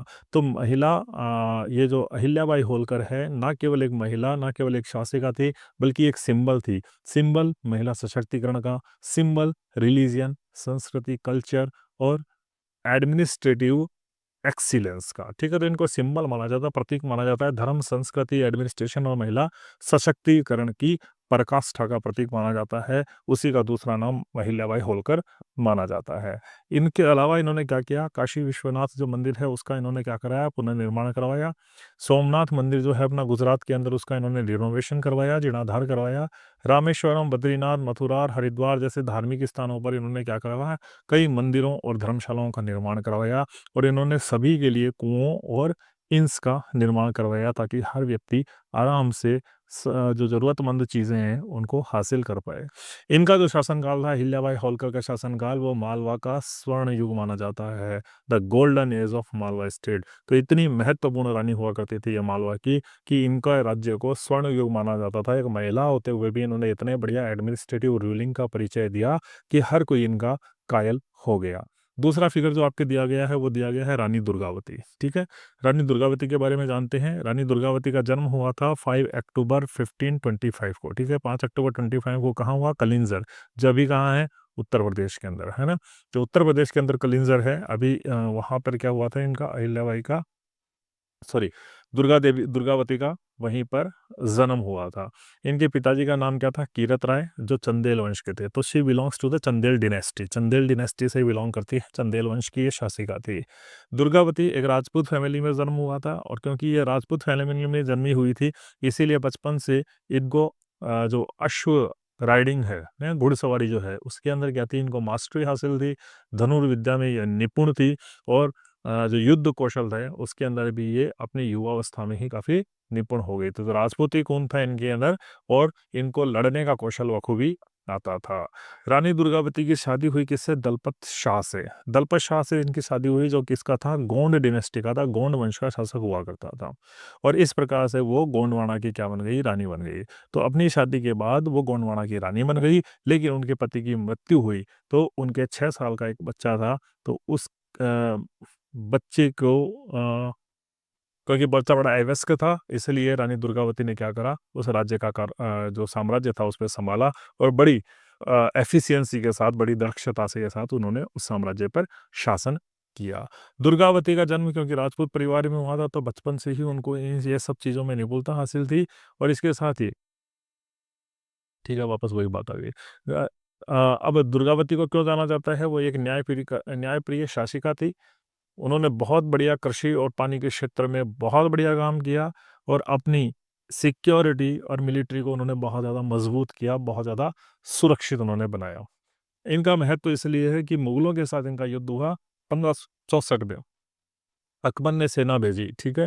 अकबर ने गोंडवाना पर सेना भेजी, किसके नेतृत्व में? आसिफ खान के नेतृत्व में इन्होंने सेना बनी और उस युद्ध में दुर्गावती ने क्या करा? मुगलों के खिलाफ डट करके मुकाबला किया, लड़ाई लड़ी और उस युद्ध में इनके युद्ध कौशल को देखते हुए इनको बहुत बहादुर शासिका कहा गया। इनको मृत्यु का बिल्कुल भी भय नहीं था और इनको ये पता होते हुए भी कि हमारी सेना मुगलों की सेना में कमज़ोर है, फिर उन्होंने सरेंडर करने को मजबूत किया और लड़ने को उन्होंने क्या दिया? प्रेफरेंस दी, प्राथमिकता दी।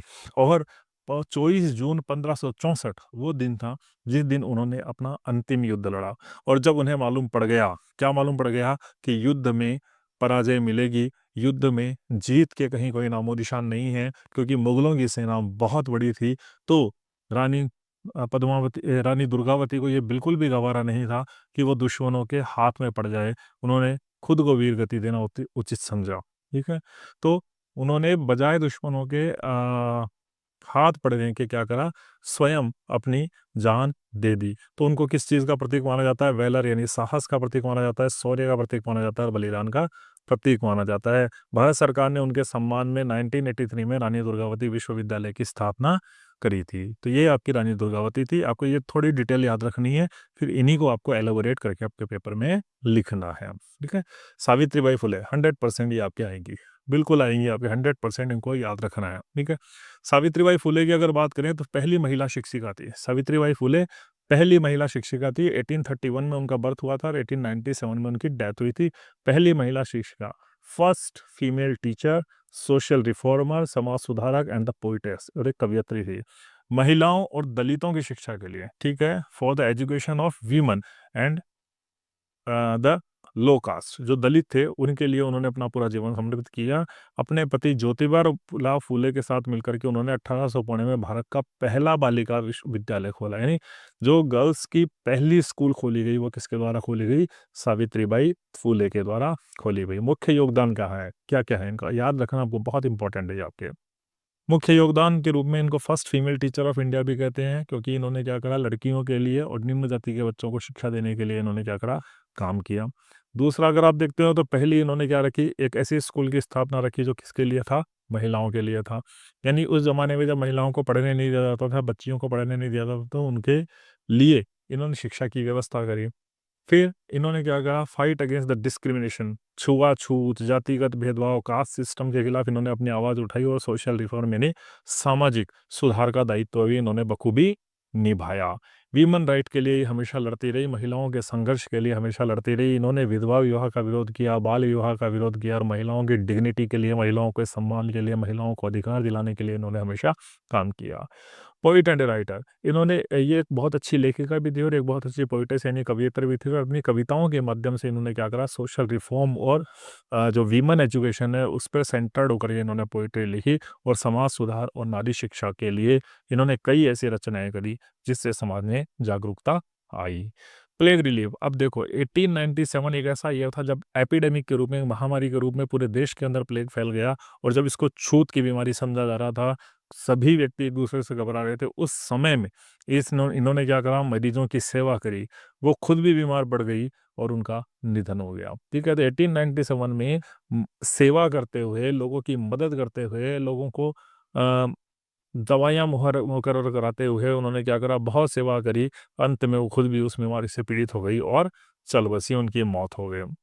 सावित्रीबाई फूले वर्तमान में भी जानी जाती है किसके लिए? महिला शिक्षा और सामाजिक न्याय की प्रेरणा के रूप में आज भी सावित्रीबाई फूले को याद किया जाता है। ठीक है। तो ये बहुत इंपॉर्टेंट थी। आगे आती है मैरी कॉम। हम सब परिचित हैं मैरी कॉम इस चेहरे से, जिन्होंने बॉक्सिंग के क्षेत्र में एक बहुत ही बढ़िया करियर बनाया और पूरे देश की महिलाओं के लिए एक इंस्पिरेशन बनी। तो इंडिया की पहली ये ग्रेटेस्ट फीमेल बॉक्सर थी मैरी कॉम। पूरा नाम क्या है इनका? Magnet चुंग चुंगेई जैंग Mary com. 6 बार की ये वर्ल्ड चैंपियन रही है, ओलंपिक का मेडल इन्होंने लिया है, और ये राज्यसभा में मेंबर ऑफ पार्लियामेंट भी रही है, यानी मेंबर ऑफ पार्लियामेंट रही है, राज्यसभा की सदस्य भी रही है। She has elevated women boxing in India. Women boxing in India में को इन्होंने बढ़ावा दिया है, और इनसे बहुत सारे एथलीट जो हैं वो प्रभावित भी हुए हैं। ठीक है। मुख्य योगदान की अगर हम बात करें तो महिला मुक्केबाजी में रिवॉल्यूशन का इनको सबसे पहले क्रेडिट दिया जाता है। 6 बार की वर्ल्ड चैंपियन रही है ये। और इसके बाद 2012 के ओलंपिक लंदन में इनको ब्रॉन्ज मेडल मिला था, और ऐसी ये करने वाली ये पहली महिला मुक्केबाज थी, यानी ओलंपिक में ब्रॉन्ज मेडल लेने वाली ये पहली इंडियन फीमेल रेसलर थी। 2014 के जो एशियंस गेम हुए थे उन्होंने गोल्ड मेडल जीता, और ये ऐसा करने वाली भी वो क्या थी, पहली वीमन बॉक्सर थी। 2018 में कॉमनवेल्थ गेम में इन्होंने गोल्ड मेडल जीता। ठीक है। तो ये इनकी बड़ी उपलब्धियां थी। इसके अलावा नारी शक्ति और संघर्ष का ये प्रतीक रही है। किस तरीके से रही कि मणिपुर के छोटे से गांव में इनका जन्म हुआ, लेकिन वहां से निकल करके ये इंटरनेशनल लेवल तक पहुंची, शादी हो गई, माँ हो गई, लेकिन उसके बाद भी इन्होंने अपने करियर को जारी रखा, और इतना शादी और बच्चों के होने के बाद मतलब पूरी पारिवारिक जिम्मेदारियों को निभाने के बावजूद भी वर्ल्ड चैंपियन बनी। वर्ल्ड बॉक्सिंग की में अपनी देश को इन्होंने एक अलग पहचान दिलाई।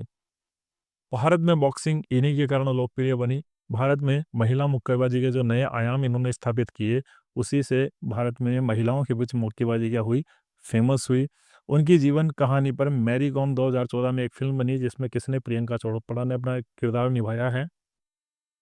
सामाजिक कार्य यानी सोशल वर्क में भी बड़ी एक्टिव रही और पॉलिटिकल कंट्रीब्यूशन भी किया। राज्यसभा के सांसद के रूप में उनको नॉमिनेट किया गया। खेल और महिला सशक्तिकरण के लिए वो कई कार्यक्रमों से जुड़ी हुई है और उनके क्या कहते हैं उसे, वो हर जगह जाती रहती है और लोगों को प्रेरित करती रहती है, बच्चों को प्रेरित करती रहती है। और बहुत सी बच्चे ऐसी है जिन्होंने उनसे प्रेरित होकर के बॉक्सिंग को अपने करियर के रूप में चुना है। सम्मान की अगर बात करें तो बहुत सारे अवार्ड्स उनको दिए गए हैं। पद्म भूषण उनको मिला था 2013 में, पद्मश्री से उनको सम्मानित किया गया 2006 में, अर्जुन अवार्ड खेलों के लिए जो दिया जाता है 2003 में उनको दिया गया, राजीव गांधी खेल रत्न पुरस्कार उनको 2009 में मिला। वो सिर्फ एक खिलाड़ी नहीं थे बल्कि महिला सशक्तिकरण और संघर्ष का प्रतीक भी थी। तो मैरी कॉम न केवल खिलाड़ी थी बल्कि महिलाओं के लिए नया आयाम स्थापित करने वाली एक ऐसी रेसलर थी जिन्होंने बॉक्सिंग और खेल के क्षेत्र में महिलाओं के करियर में क्रांति ला दी। ठीक है, फिर आती है अगली सिंधु ताई सकपाल। सिंधु ताई सकपाल महाराष्ट्र के कहाँ पे हुआ था, महाराष्ट्र के वर्धा जिले में इनका जन्म हुआ था। महान समाज सेविका थी, great social worker was she. कठिनाइयों से भरे अपने जीवन के बावजूद उन्होंने पूरा करियर जीवन के अनाथ बच्चों की देखभाल और शिक्षा के लिए समर्पित कर दिया। यानी पूरा जीवन उन्होंने किसको दे दिया, अनाथ बच्चों की सेवा में लगा दिया उन्होंने पूरा का पूरा जीवन। इसीलिए उनको क्या कहा जाता है, द मदर ऑफ ऑर्फेन कहा जाता है, अनाथों की माँ इनको कहा जाता है। 14 नवंबर 1948 को इनका क्या हुआ, बर्थ हुआ। ठीक है, महाराष्ट्र के वर्धा जिले में केवल चौथी क्लास तक पढ़ी, ओनली फोर्थ स्टैंडर्ड तक इन्होंने स्टडी करी। 12 साल की थी जब ये, 12 साल की थी तभी उनकी 30 साल की व्यक्ति से एक शादी हो गई। देखो कितना जेंडर गैप है, खुद 12 साल की है, 30 साल की व्यक्ति से इनकी शादी हो गई और शादी के बाद वो 20 साल की उम्र में प्रेग्नेंट भी हो गई। लेकिन जब वो प्रेग्नेंट हुई तभी उनके पति ने उनको घर से निकाल दिया और अपने छोटे सी बच्ची को लेकर के वो भूख और प्यास से इधर उधर भटकती रही। तो जब उन्होंने अपने पूरे जीवन के अंदर ये देखा, इस तरीके से देखा, इस तरीके का बर्ताव समाज का देखा, तो वो उससे बड़ी व्यथित हुई और उन्होंने फैसला कर लिया कि वो समाज सेवा करेगी। तो इस तरीके से उस खुद अनाथ हो गई थी क्योंकि वो, उनके पति ने भी उनको घर से निकाल लिया, खुद ने उन्होंने अनाथ वाला सा जीवन जिया। तो उनको अनाथ का दुख दर्द समझ में आया और उन्होंने संकल्प लिया कि वो अनाथ बच्चों की क्या बनेगी, माँ बनेगी। 1500 से अधिक अनाथ बच्चों को उन्होंने गोद लिया और उनकी शिक्षा की, परवरिश की। महाराष्ट्र में कई अनाथालय पर आश्रम स्थापित किए, जैसे सावित्रीबाई फूले गर्ल्स हॉस्टल उन्हीं के द्वारा स्थापित किया गया था। उन्होंने अपने खुद के बेटे को गोद न लेकर दूसरों के अनाथ बच्चों की देखभाल को प्राथमिकता दी। शी प्रायोरिटाइज, उन्होंने प्रायोरिटाइज किया कि अनाथ बच्चों की मैं देखभाल करूंगी, क्योंकि उनके खुद के साथ इस समाज ने ऐसा बर्ताव किया था जैसे मानो वो अनाथ हो। तो वो इस चीज़ को बर्दाश्त नहीं कर पा रही और उन्होंने अनाथों की सेवा करने का निश्चय किया। कुछ पुरस्कार भी मिले, पद्मश्री से उन्हें नवाजा गया in the year 2021। Ahilyabai Holkar award उनको दिया गया, मदर टेरेसा अवार्ड उनको दिया गया, राष्ट्रीय वीर माता पुरस्कार उनको दिया गया। तो she is the symbol of struggle, courage and humanity. ठीक है, इन चीज़ का वो सिंबल थी। She proved that a single woman can become a mother of 1000 and brings A change in the society. उन्होंने सिद्ध किया कि एक अकेली औरत भी हजारों बच्चों की मां बन सकती है और सामाजिक परिवर्तन कर सकती है। उन्होंने कहा कि अनाथ कोई नहीं होता, बस कोई उन्हें अपनाने वाला चाहिए। देखो कितनी अच्छी बात कही कि अनाथ कोई नहीं होता, सिर्फ कोई ना कोई उन्हें अपनाने वाला चाहिए। अगली महिला जो आती है जिसके बारे में बात की गई है, जो विमेन एम्पावरमेंट का प्रतीक है, वो है आपकी कौन, टेरी थॉमस। ठीक है, बहुत नया नाम हो सकता है आप लोगों के लिए, लेकिन इनका योगदान बहुत ही बेहतरीन रहा है। इनको किस नाम से जानते हैं, केरला में इनका जन्म हुआ था 1963 में। ठीक है, ये सन यहाँ पे थोड़ा सा गलत है, 1963 में इनका बर्थ हुआ था केरला के अंदर। मिसाइल वुमेन ऑफ इंडिया कहा जाता है। ऐसे मिसाइल मैन ऑफ इंडिया कौन है, अपने अब्दुल कलाम। ठीक इसी तरीके से इनको मिसाइल वुमेन ऑफ इंडिया कहा जाता है। क्यों कहा जाता है, क्योंकि अग्नि मिसाइल जो अपनी बनी थी, ठीक है, उसके अंदर ये क्या थी, प्रोजेक्ट डायरेक्टर थी। अग्नि मिसाइल के प्रोजेक्ट की ये प्रोजेक्ट डायरेक्टर हुआ करती थी। और अग्नि फोर्थ और अग्नि फिफ्थ मिसाइल जो डीआरडीओ ने डेवलप करी थी, उस समय ये इसकी प्रोजेक्ट डायरेक्टर हुआ करती थी। इन्होंने बीटेक करी है किसमें, इलेक्ट्रिकल इंजीनियरिंग में, कालीकट यूनिवर्सिटी से, और एमटेक करी है किसमें, guided missile from the defence institute of advance technology से। ठीक है, इसके अलावा इन्होंने डीआरडी को ज्वाइन किया इन द ईयर 1988 के अंदर, और अग्नि मिसाइल प्रोजेक्ट के अंदर ये शामिल हुई, और contribution to the navigation and the guidance system as well. वो डीआरडीओ की डायरेक्टर बन गई। कब बन गई? वो डीआरडीओ की डायरेक्टर बन गई, एरोनॉटिकल सिस्टम की वो क्या बन गई? डायरेक्टर बन गई। और first woman to head the Indian missile project, पहली महिला थी जिन्होंने इंडियन मिसाइल प्रोजेक्ट को हैंडल किया। बहुत सारे अवार्ड इनको मिले, जिनमें लाल बहादुर शास्त्री नेशनल अवार्ड बहुत ही महत्वपूर्ण है जो इनको दिया गया था तकनीकी क्षेत्र में, मिसाइल क्षेत्र में इनके योगदान के लिए। अगली जो कैरेक्टर है वह है आपकी इंदिरा नूई। इंदिरा नूई से हम सब परिचित हैं। क्या है इंदिरा नूई? देश के टॉप बिजनेस लीडर में से एक है। इंदिरा नूई एक भारतीय अमेरिकन बिजनेस वूमेन है जो पेप्सिको की सीईओ रही हैं, चेयरपर्सन के रूप में इन्होंने काम किया है। वह फॉर्च्यून 500 कंपनियों का नेतृत्व करने वाली पहली भारतीय महिला थी, और उनके कार्यकाल में पेप्सिको की वैश्विक पहचान मिली, और पेप्सिको के जो बेनिफिट्स थे, जो प्रॉफिट्स थे, उनके अंदर जबरदस्त बढ़ोतरी हुई।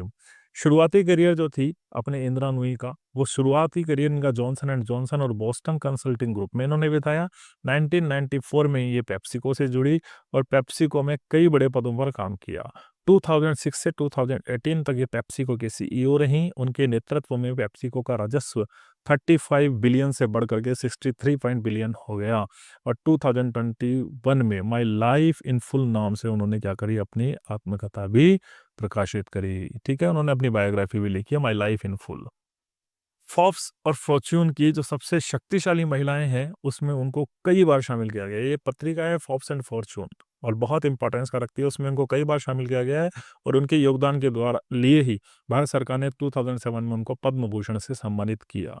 कई अंतर्राष्ट्रीय संस्थानों में वो बोर्ड मेंबर रही है, और सलाहकार के रूप में वो सक्रिय रही है। अपनी लीडरशिप स्टाइल, इनोवेशन और महिलाओं के सशक्तिकरण के लिए वो प्रेरणा मानी जाती रही है। और एक अंतिम कैरेक्टर है आपकी गौरा देवी। ठीक है, एक लीडरशिप का जो विमन लीडरशिप है उसमें अंतिम कैरेक्टर है गौरा देवी, जिसको चिपको आंदोलन की हम नायिका कहते हैं। चिपको आंदोलन हम सबको पता है उत्तराखंड के अंदर चलाया गया था सुंदरलाल बहुगुणा के द्वारा, जिसमें क्या किया गया था? जो उस समय की रैनी सरकार थी जिन्होंने पेड़ों को काटने के लिए आदेश दे दिए थे, तो इनके नेतृत्व में महिलाओं ने क्या कहा? पेड़ों से चिपक गए। उन्होंने कहा, इन्होंने क्या कहा? और इन्होंने क्या कहा कि ये पेड़ कटें उससे पहले हमारे बदन कट जाने चाहिए। ठीक है, तो ये क्या थी? पर्यावरण संरक्षण की कार्यकर्ता थी। 1974 में चिपको आंदोलन का इन्होंने नेतृत्व किया था, जंगलों को कटने से बचाया था। उत्तराखंड जो उस समय उत्तर प्रदेश हुआ करता था, कि एक साधारण परिवार की महिला थी, लेकिन इनके अंदर जो डेयरिंग था, इनके अंदर जो लीडरशिप थी, उसी ने उस एनवायरमेंट मूवमेंट यानी पर्यावरण आंदोलन को उसने एक नई दिशा दी। 1974 में उत्तराखंड की रैनी गांव में सरकार ने जंगल कटाई का आदेश दे दिया। जब लकड़ी ठेकेदार पेड़ों को काटने के लिए आए तो गौरा देवी ने गांव की महिलाओं को संगठित किया और पेड़ों से चिपककर उन्हें काटने से रोका। ये चिपको आंदोलन, जिसका मतलब होता है चिपकना, के रूप में प्रसिद्ध हुआ। इस आंदोलन की सफलता के कारण सरकार को जंगल कटाई पर रोक लगानी पड़ी, यानी सरकार को इन्होंने नाकों चने चबाने पर मजबूर कर दिया। सरकार की इनके आगे एक नहीं चली, और सरकार को मजबूरी होकर के अपने डिसीजन को पलटना पड़ा और जंगल की कटाई को रोकना पड़ा। गोरा देवी का आंदोलन भारत में पर्यावरण सुरक्षा के प्रतीक के रूप में माना जाता है, और उनके प्रयास के कारण 1980 में सरकार ने हिमालयी क्षेत्रों में वनों की कटाई पर 15 साल का प्रतिबंध लगा दिया। आज भी गौरा देवी को पर्यावरण संरक्षण और महिलाओं के सशक्तिकरण की मिसाल माना जाता है। तो ये गौरा देवी थी जिन्होंने चिपको आंदोलन चलाया था, चिपको आंदोलन का नेतृत्व करा था, और महिलाओं को साथ लेकर के ये पेड़ों से चिपक गई थी, और सरकार को घुटने टेकने पर इन्होंने मजबूर कर दिया था, और पेड़ों को बचाया था, हरितिमा को बचाया था, हरियाली को बचाया था, और पूरा जीवन इन्होंने एनवायरनमेंट प्रोटेक्शन के लिए ही क्या कर दिया? समर्पित कर दिया। तो ये आपका पूरा पेपर था जो वीमेन एम्पावरमेंट से जुड़ा हुआ था। हर एक टॉपिक को मैंने समझाया है बेहतर तरीके से और बड़े ही सूक्ष्म तरीके से। आपको सिर्फ और सिर्फ इन चीज़ों को 3 से 4 बार देखना है। देखने के लिए आप सभी का बहुत-बहुत धन्यवाद। और देखो, इतनी मेहनत से ये वीडियो बनाया है। लाइक करिए, शेयर करिए, सब्सक्राइब करिए, और आपके कमेंट हमारे लिए बहुत मायने रखते हैं। तो please do commenting, sharing and subscribing. आपका शेयर करना, सब्सक्राइब करना हमें मोटिवेट करता है। आप अगला वीडियो किस चीज़ का चाहते हैं, किस सब्जेक्ट में आपको दिक्कत हो रही है उसका बता के दें। उस पे भी वीडियो आपको जल्दी ही मिल जाएगा। मिलते हैं in the next video. Thanks a lot. Bye bye.